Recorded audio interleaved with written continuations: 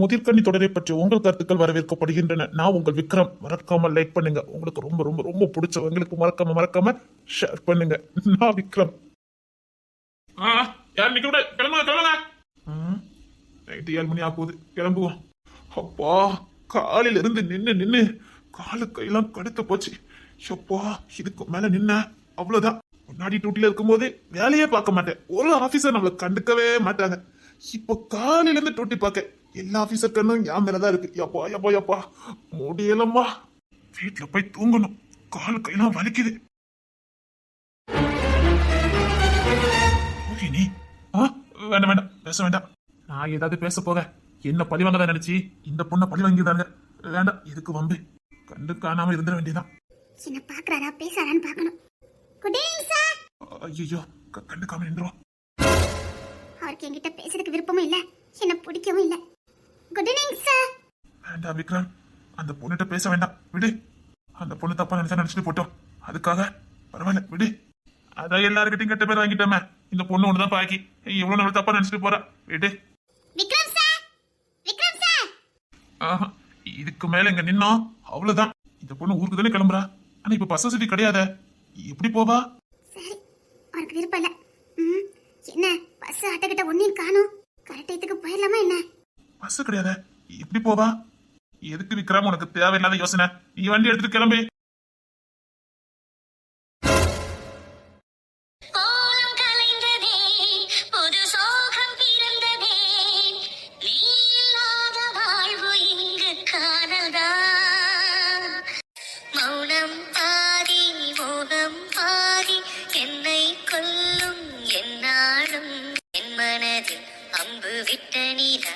இது எட்டணின்று என்னை சுட்ட நிலா வாழ்நாள் தோறும் தினம்தான் காதோறும் பாடல் கூறும்.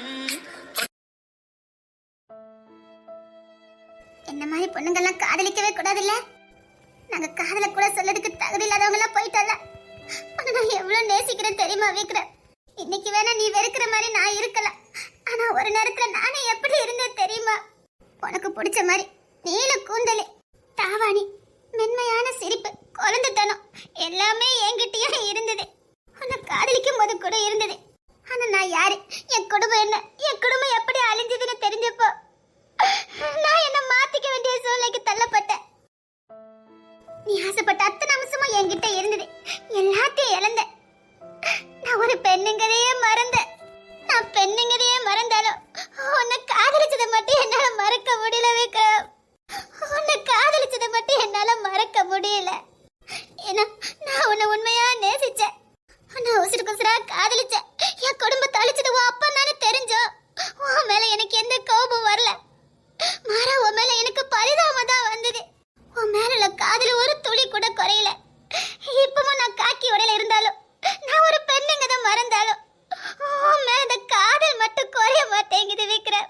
நானும் உன்னை காதலிக்க கூடாது, உன்னை நேசிக்க கூடாதுன்னு நினைக்கிறேன். எனக்கு அந்த தகுதி இல்லைன்னு நினைக்கிறேன். நீ விரும்புற மாதிரி நான் இல்லைன்னு எனக்கு தெரியுது. ஆனா உன்னை மறக்க முடியல. உன்னை எனக்கு ரொம்ப பிடிக்கும் விக்ரம். உன்னை ரொம்ப ரொம்ப ரொம்ப பிடிக்கும் விக்ரம். எனக்கு பிடிச்சிருக்கு, ஆனா உனக்கு பிடிச்ச மாதிரி நான் இல்லைன்னு எனக்கு நல்லா தெரியுது. நீ நல்லா இருக்கணும் விக்ரம், நீ நல்லா இருக்கணும். நீ எப்பேற்பட்டவன்னு எனக்கு தெரியும். ட்ரைனிங் எடுக்கும் போதே தெரியும். நீ வெளியில தான் முரட்டாட்டமானவன், உள்ளுக்குள்ள குழந்தைன்னு எனக்கு தெரியும். உன்னை பல முறை ரசிச்சவனா, உன்னை பக்கத்துல இருந்து பார்த்தவனா. விக்ரம், நீ ரொம்ப நல்லா இருக்கணும், ரொம்ப நல்லா இருக்கணும். உனக்கு பிடிச்ச மாதிரி ஒரு பொண்ணு கிடைச்சி அந்த பொண்ணு கூட நீ சந்தோஷமா வாழணும். நீ வாழணும் விக்ரம். பயப்படாத, உன் அப்பா இருக்கிற வரைக்கும் நீ சந்தோஷமா இருக்க முடியாதுன்னு எனக்கு தெரியும். உன் அப்பனை என்ன பண்ணணும்னு எனக்கு தெரியும். நீ சந்தோஷமா இருக்கணும் விக்ரம். உன் அப்பனை நான் என்ன பண்றேன்னு மட்டும் பாரு. அந்த பொண்ணை நடு வீதியில விட்டுட்டு வந்திருக்க கூடாது. யார் என்ன பேசினா என்ன, அந்த பொண்ணை நான் விட்டுட்டு வந்திருக்க கூடாது.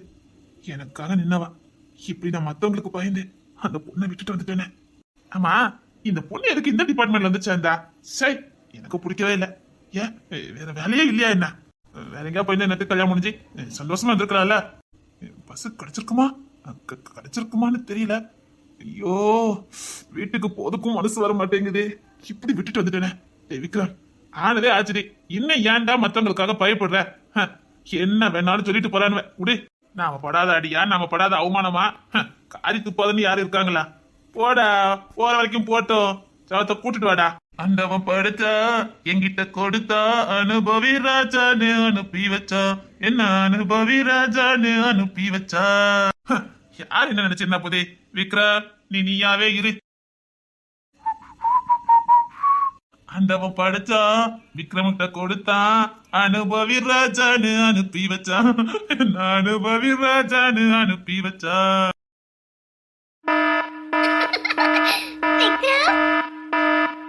பசெல்லாம் வராதே, வா. பரவாயில்ல விக்ரம். ஐயோ சாரி சார், நான் ஆட்டோ பிடிச்சு போய்க்கிடுதேன். இப்ப என்ன விக்ரம் தானே சொன்னா? இந்த விக்ரம் நான் எங்கேயோ கேள்விப்பட்டிருக்கேனே. இதே மாதிரி என்ன யாரும் கூப்பிட்டுருக்காங்களே. இப்ப நீ என்ன சொல்லி கூப்பிட்ட? ஐயோ பக்கி கண்டுபிடிச்சிருமா? நான் விளையாட்டெல்லாம் அப்படில தீ ஞாபகம் வந்துருமா? சார்னு தான் சொன்னேன். சார் என்ன சொன்ன? ஆமா. இல்ல எனக்கு ரொம்ப நாளா ஒருத்தி தண்ணி கட்டிட்டு இருக்கா.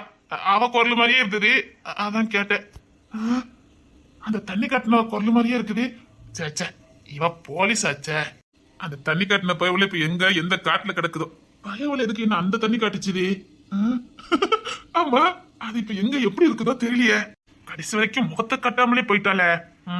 அந்த சிறுவன் மூஞ்ச பார்க்காம போயிட்டேன். அத்தி பய உள்ளக்கு சந்தேகம் வந்துட்டு அது நான் தானே தெரிஞ்சது. அவ்வளவுதான் சிக்குனே. அவ்வளவுதான் சில்வண்டே சிக்கிறாத. சேச்சே, அது கொலை கிச்சு கிச்சுன்னு இருக்கும்.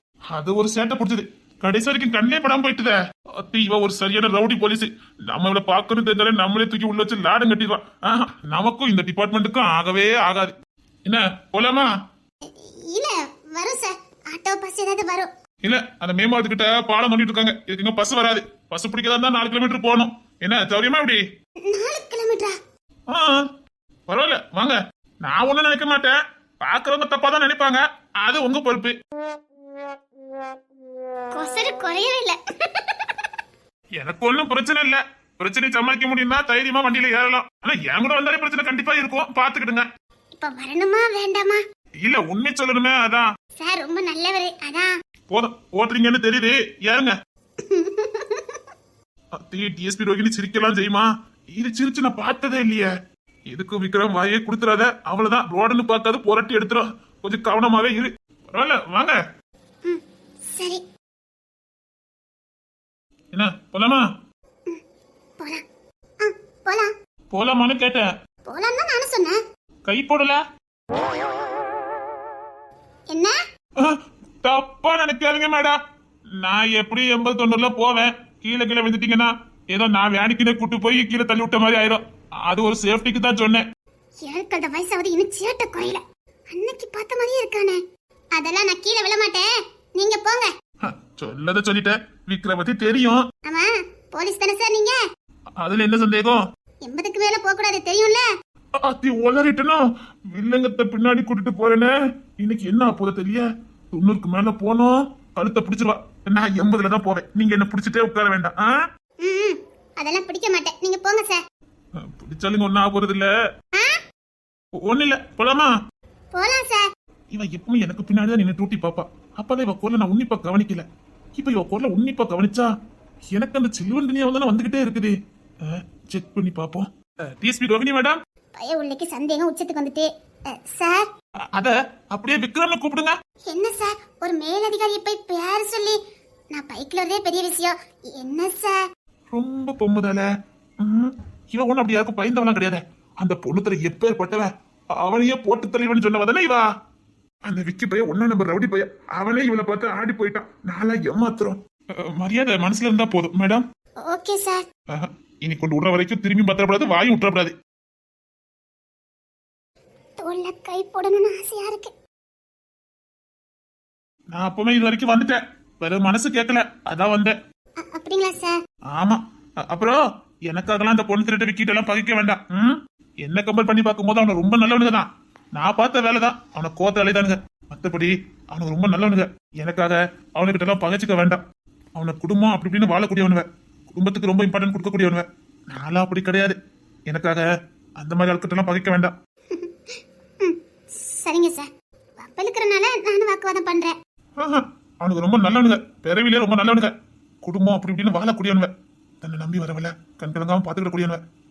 அவன டிபார்ட்மெண்ட்ல தான் இப்படி ஃபேமிலிக்குள்ள நம்ம போயிட்டோம், நமக்காக உசிரியே கொடுப்பானுங்க. ஓ அப்படியா? பொண்ணு தர விக்கலாம் தனித்தனியா தான் இருந்தானுங்க. ஒன்னாதான் ட்ரைனிங் எடுத்தானுங்க. அப்பெல்லாம் அவனுக்கு அண்ணன் தம்பின்னு தெரியாதான். ட்ரைனிங்ல அடிப்படி எல்லாம் போட்டானுங்க.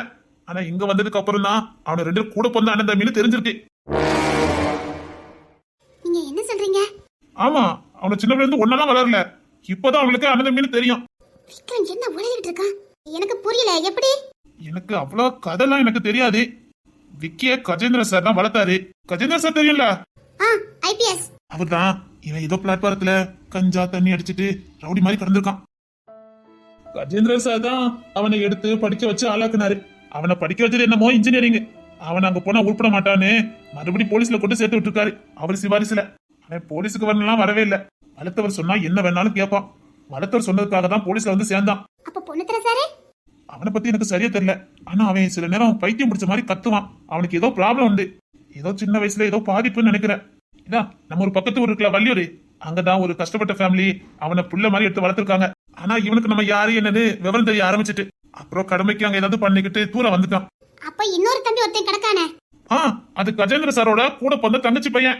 என்ன ஒரே குழப்பமா இருக்கு? அது இன்னும் எனக்கும் சரியா தெரியாது. ஆனா நல்லா உன்னிப்பா கவனிச்சு பாருங்க. விக்கி முகமும் தருண் முகமும் ஜெராக்ஸ் அடிச்ச மாதிரி இருக்கும். அது நல்லா தெரியுது. கன்ஃபார்மா அவனு மூலியான தம்பி தான். பொண்ணுத்திர ஜாட இவனு ரெண்டு டீமே கொஞ்சம் ஒட்டும். இல்ல கண்டுபிடிச்சிட்டானுங்க. அது ஏதோ உங்க குடும்பம் சின்ன வயசுல புரிஞ்சு போச்சான். அப்போ கஜேந்திர சார் பொண்ணுதான்? கஜேந்திர சார் பொண்ணுதான் ஆதிரா. லவ் பண்ணி தான் கல்யாணம் பண்ணிக்கிட்டான். அவனுக்கு ரொம்ப நல்லவனுங்க தான். அவனெல்லாம் பகச்சிக்க வேண்டானே. சரி, நீங்க பகச்சிக்க கூடாதுன்னு தான் அவனை பத்தி உங்ககிட்ட சொன்னேன். நீங்க எதிரியாவே இருந்தாலும் அவங்க வீட்டுக்குள்ள போய் பாருங்க. நீங்க போனதுக்காக உங்க மேல நல்ல பாசம் காட்டுவாங்க. அதுல எல்லாம் அவனுக்கு ரொம்ப கெட்டிக்காரன்வ. என்ன கொஞ்சம் முரட்டு போயிடுவ. இவ்வளவு தெரிஞ்சு வச்சிருக்கீங்க. அப்ப நீங்களும் பகையா தானே இருக்கீங்க? எல்லாம் என் நேரம். அப்போ உங்க பகை போகாதே. அவனுக்கு தங்கச்சி இருந்தா கல்யாணம் முடிச்சிட்டோம்னா மச்சலன் ஆயிருவேன். அப்புறம் பகை போயிரும்ல. அப்ப உங்க தங்கச்சி கல்யாணம் பண்ணிட வேண்டியதானே? அவனை 3 பேர் அண்ணன் மட்டும்தான். அப்படியா? இல்லன்னா கல்யாணம் முடிச்சிருப்பீங்க. பின்ன அவனை என் மேல கொலை வெறியா இருக்கானுங்க. இதே நான் தங்கச்சி கல்யாணம் பண்ணிட்டோம்னா தங்கச்சி மாப்பிள்ள அப்படிங்கிற பயம் மரியாதை இருக்கும்ல. தங்கச்சி மாப்பிள்ள மேல கை வைக்க முடியும்? குறுக்கு வழி தேடுறீங்க. அதுக்குத்தான் வாய்ப்பு இல்லாம போச்சுத. முட்டை போயில 3 பேர் அண்ணன் தம்பி தானுல. அதுல ஒருத்தன் ஒரு பொண்ணா இருக்கப்படாது. இன்னொரு பொண்ணு இருந்துட்டா போச்சுது. ஐயோ வேண்டாமா. அண்ணன் தம்பி 3 பேருமே முரட்டு போயில. தங்கச்சி மட்டும் என்ன கொன்னவதியாவா இருக்க போறா? இல்ல உண்மையிலே பொண்ணு திரைக்கு விக்கி தருணுக்கெல்லாம் தங்கச்சின்னு ஒருத்தி இருந்தான்னா சத்தியமா அவ்வளவு ரவுடியா தான் இருப்பா. அழகா சிரிக்கிறா. நீங்க சிரிச்சா நல்லா இருக்கு.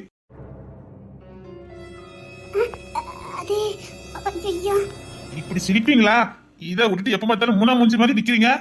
சரி நீங்க எங்க போகணும்னு சொல்லுங்க. இன்னும் 2 ஊர் தள்ளி போனோம். நேராயிட்டு கொஞ்சம் ஸ்பீடா போறீங்களா? நான் 90ல போனா திட்டுவீங்கன்னு தான் நான் 80 70ல போய்கிட்டு இருக்கேன். பரவாயில்ல ஸ்பீடா போங்க. கோட்ரஸ்க்கு போனோம். நேராயிட்டது. நீங்க கோட்ரஸ்ல தான் தங்கி இருக்கேன் இப்போ. அப்படியா? தனியாவா? ஆமா. ஏன் உங்க ஃபேமிலியா? உங்க அப்பா உங்க அம்மா இருக்காங்கல்ல? இல்ல இப்போ நான் தனியா தான் இருக்கேன். நம்ம கோட்ரஸ்ல தான் இருக்கேன். அப்படியா? தனியாவா? ஆமா. அப்போ சமையலாம்? டூட்டி முடிஞ்சு நான் தான் பொங்கி சாப்பிடுவேன். நல்லா சமைப்பீங்களா? ஏன் அப்படி கேக்குறீங்க? இல்ல டூட்டிலுமே ரொம்ப சின்சியரா இருப்பீங்க. அதான் சமையல் வருமா வராதா? சூப்பரா சமைப்பேன். ஐயா அப்பப்ப பழைய குரல் வந்துருதே. என்ன? இப்போ ஏதோ ஒண்ணு சொன்னீங்களே. ஒண்ணு இல்ல. இந்த குரல் எனக்கு ரொம்ப பரிச்சயமான குரலாச்சே. அப்போ நீங்க நல்லா சமைப்பீங்க? நல்லா சமைப்பேன். பரவாயில்ல. யாருக்கு கொடுத்து வச்சிருக்கோ உங்க கையால சாப்பிடுறதுக்கு? வேணா வாங்களே சாப்பிட்டுட்டு போலாம். இன்னைக்கா? வாங்க சாப்பிட்டுட்டு போங்க. நீங்க கூப்பிட்டதே போதும். நான் வந்து அவ்வளவுதான். பரவாயில்ல வாங்க சாப்பிட்டுட்டே போலாம். பரவாயில்ல. வீட்டுல அம்மா எனக்கா காத்துட்டு இருப்பாங்க. நான் வீட்டுல போய் சாப்பிட்டுக்கிட்டேன். அம்மா கிட்ட தானே நான் சொல்லிக்கிட்டேன். நீங்க முத கோட்ரஸ்க்கு வாங்க. இல்ல பரவாயில்ல. உங்களுக்கு பிடிச்ச வஞ்சர மீன் குழம்பு. எனக்கு வஞ்சர மீன் பிடிக்கும்னு உங்க வீட்டுக்கு வரவல்ல உங்க அம்மா சொன்னாங்க. அதான் நான் பார்த்தேன். ஐயோ பைய உள்ளக்கு என்ன சந்தேகம் வருது. அந்த சில்லு வண்டி இப்ப எங்க இருக்கும்? கண்டுபிடிச்சாதான் என்ன? நான் ஏன் இவ்வளவு நாள் அதை கண்டுபிடிக்காம இருந்தேன்? நான் ஏன் தேடாம இருந்தேன்? இப்போ அவ எங்க எப்படி இருப்பாளோ கண்டுபிடிக்கணும். விசாகப்பட்டினத்துக்கு ஃபோன் போட்டு கேட்டா என்ன? அத்தி, எனக்கு தும்மல் வருது. தும்மல் வந்தா கண்டுபிடிச்சிருவானே. ஐயோ, அம்மா. தூசி தூசி. நீ ட்ரைனிங் எங்க எடுத்த? என்ன நீ? சொல்லு, ட்ரைனிங் எங்க எடுத்த? விசாகப்பட்டினம். எந்த பேச்சு? 2018. கிசால சொன்னான். ஆனா நான் உன்னை பார்த்ததே இல்லையே. எனக்கும் தெரியாது, நானும் பார்த்ததில்ல. அங்க லேடிஸ்க்கு கிடையாதே. விசாகப்பட்டினந்து 16 கிலோமீட்டர். ஓ, அப்படியா? வண்டி அங்க பார்த்து ஓட்டுங்க. அதெல்லாம் கரெக்டா ஓட்டிடுவேன். என்ன அங்க வச்சு இதுக்கு முன்னாடி பாத்திருக்கீங்களா?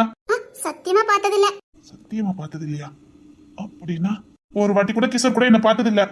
நீங்க கிஷோர் சார் கூட வருவீங்க? கிஷோர் சாரா? இப்ப கமிஷனர் இல்ல. ஓ, நான் கிஷோரை விட்டு ஒரு நாளும் வேலைக்கு போனதே இல்ல. அவன் கூட ஒட்டிக்கிட்டே தான் அழுவேன். அவன் வேற நான் வேறன்னு கிடையவே கிடையாது. நான் வலது கண்ணு, அவன் இடது கண்ணு. நான் வலது கைனா அவன் இடது கை. அப்படித்தான் நாங்க ரெண்டே சுத்திட்டு இருந்தோம். அது அங்க இருக்க எல்லாருக்குமே தெரியும். ஆனா அவனுக்கு எப்படி நீங்க ஃப்ரெண்டா நீங்க? நான் பார்த்ததே இல்ல. நானும் உங்க பார்த்ததே இல்ல. சத்தியமா? சத்தியமா சார். வீட்டுக்கு போறீங்களா? சரி. கொஞ்சம் அந்த பூக்கடை கிட்ட வண்டி நிப்பாட்டுறீங்களா? சாமி படத்துக்கா? சார், ஏன்? எனக்கு சார். இப்ப என்ன சார்? நீங்க பூ வைப்பீங்களா? நான் பொண்ணு சார், பூ வைப்பேன். ஓ, அப்படியா? பூ வைப்பீங்களா? சந்தேகமா இருந்தா வாங்கி வைக்கிறேன், பாருங்க. நான் பார்த்ததே இல்ல. நான் டூட்டில இருக்கும்போது நீங்க பாத்திருக்கீங்க. சரி, இப்பவும் கேக்குறேன். வேற வேலையே கிடைக்கலன்னா இந்த இது வந்தீங்க? நான் இதுல வந்தது உங்களுக்கு என்ன சார் பிரச்சனை? இல்ல, கேட்டேன். எனக்கு டிபார்ட்மெண்ட்ல இருக்கிறவங்களே பிடிக்காது. ஏன்? அது ஒரு பெரிய சம்பவம். அதனால எனக்கு டிபார்ட்மெண்ட்ல இருக்கவங்க கண்டாலே அலர்ஜி. அப்போ விக்ரம் சார் கை வைக்காத இடமே இல்லைன்னு சொல்லுங்க. விக்ரம், மன்மத விக்ரம். ஆமா சார். இல்ல டிபார்ட்மெண்ட்ல கை வச்சிட்டு இப்படி டிபார்ட்மெண்ட்னாலே அலறுவீங்களா? ஓட்டுறீங்க? அது என்ன சம்பவம்? ஏன், எனக்கு கேவலமா பாக்குதுக்கா?